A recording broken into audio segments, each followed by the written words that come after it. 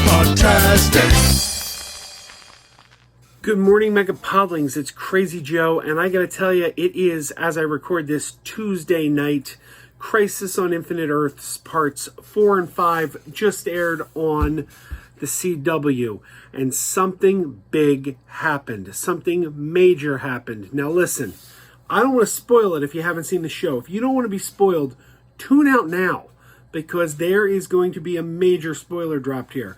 And I'll tell you, I'm already seeing this spoiler showing up in headlines all over the internet because it's pretty big.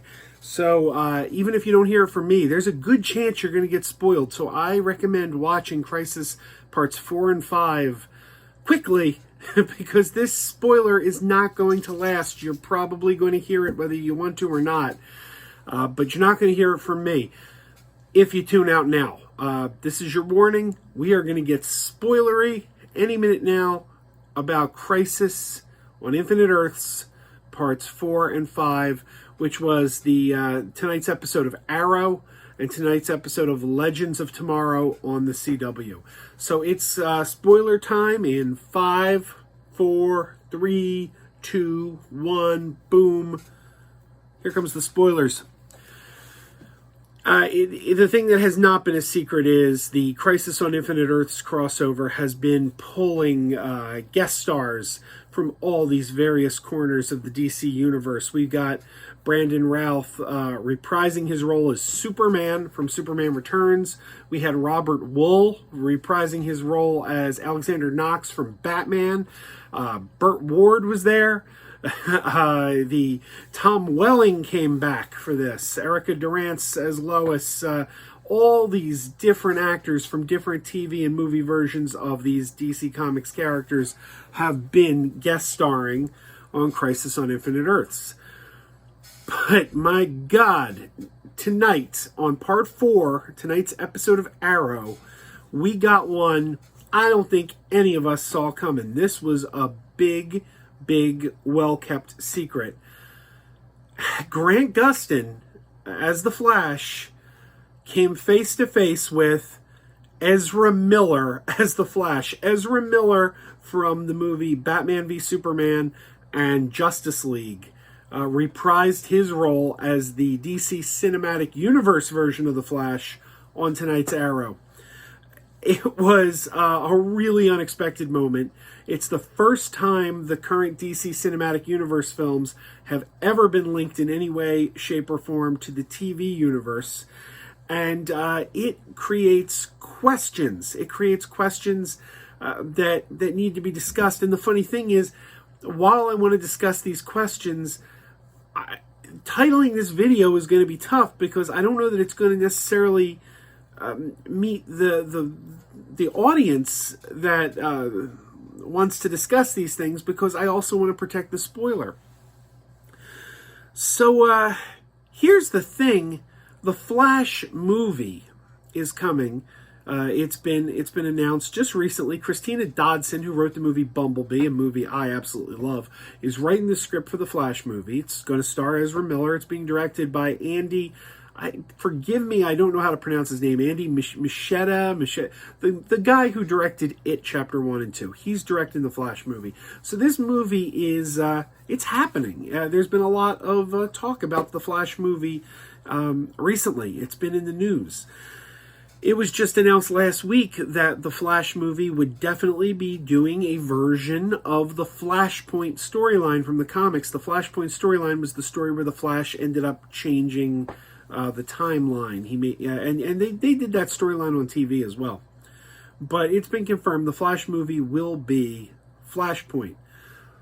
So that has a lot of advantages, because one thing we've known up till now is that Robert Pattinson's Batman, Robert Pattinson as Batman in the Matt Reeves Batman movie, they've come right out and said this is not in any way connected to what Ben Affleck did as Batman. Because some people thought, well, this is a prequel, this is about Ben Affleck's Batman when he was younger.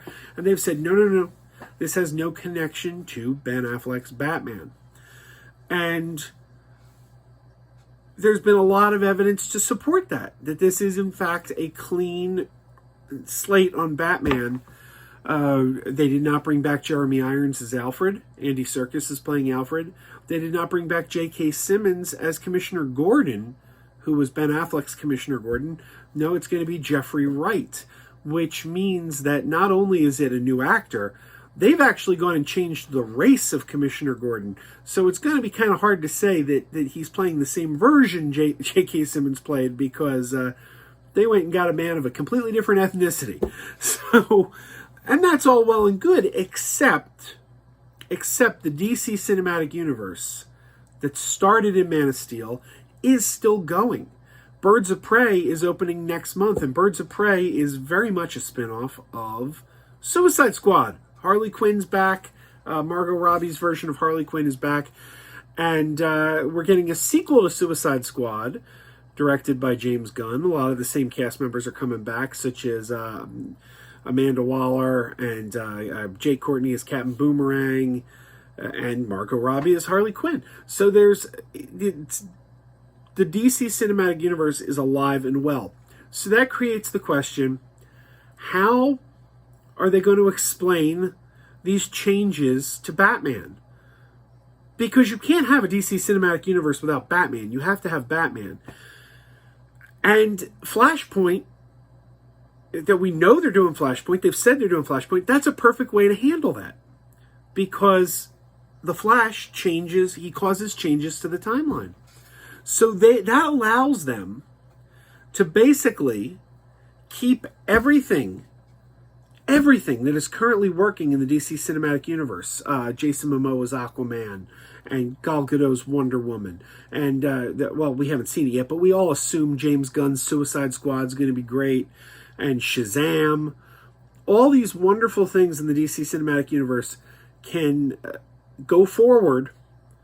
But now you can also connect it to this new version of Batman that has no connection to the old version of Batman. And through this change in the timeline, change in reality through Flashpoint, you can make that work. And you can make it work pretty easily. So Flashpoint is a good story to do. Well, that brings us to tonight's episode of Crisis. Crisis Part 4, where Ezra Miller makes this guest appearance. When it was all over, I said to Christine, I wonder if this is going to actually be a plot point in the Flash movie. Because Ezra Miller's Flash, upon meeting Grant Gustin's Flash and learning that they're the same person from multiple Earths, says, I told Victor this was possible, Victor being Cyborg, and then he fades away. That's a weird line of dialogue. I told Victor this was possible, and then the conversation ends because he fades away. Now, since we know that the Flash movie is going to do the Flashpoint storyline, which involves him traveling to alternate dimensions, alternate timelines, changing things, one has to wonder if this meeting of Grant Gustin's Flash is going to be an event that springboards the events of the Flash movie. Because he's now met an alternate version of himself. He now knows alternate worlds exist. He said, I told Victor. So, is this the lead-in to the Flash movie? Is this Ezra Miller's Flash now knows about alternate Earths and goes to explore them and creates Flashpoint? It seems very possible. It seems very, very possible because of all the characters, of all the actors from the DC Cinematic Universe that they could have chose. They chose Ezra Miller, the guy who has a movie coming. And we know his movie is going to be about alternate timelines. So it seems like this was a lead-in to the Flash movie. It seems like they were paving the way to the Flash movie in this episode of Crisis. I'll tell you, the Crisis on Infinite Earths crossover didn't always work for me. I think sometimes it got a little too convoluted, but it was a lot of fun. And this moment is probably the most exciting moment in the whole crossover for me because it blindsided me. I know my wife watches Lucifer, the Netflix series Lucifer. I don't watch Lucifer. I've never seen Lucifer. And in part 3 or part 2 or 3 of Crisis, when Lucifer showed up, she got really excited. And I mean, it was nice to see her get that happy. Like, it was good seeing her get excited. But I wasn't that excited by it because I don't watch Lucifer, and I was like, oh, okay, well, that's a cool thing, but I don't really know who that is. And I gotta say, this is the moment for me that I was blindsided. I did not see it coming. It was a total surprise. And I think it has really exciting ramifications for the future of the DC Cinematic Universe.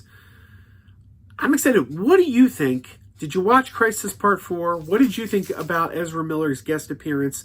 Do you think it's going to tie into the Flash movie?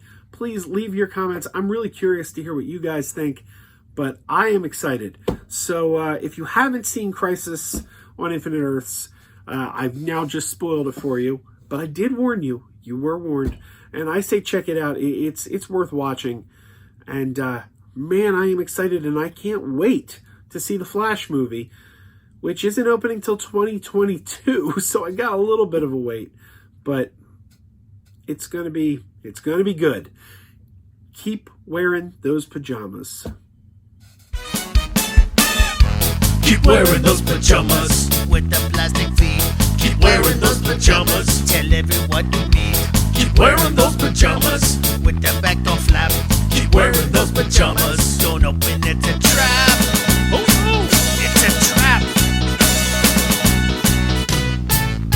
Some people call them PJs, some people call them jammies. They can come embroidered with big money and no whammies. They can have 100 tiny commander adamas, but no matter how they look, just keep on wearing those pajamas. Keep on wearing those pajamas.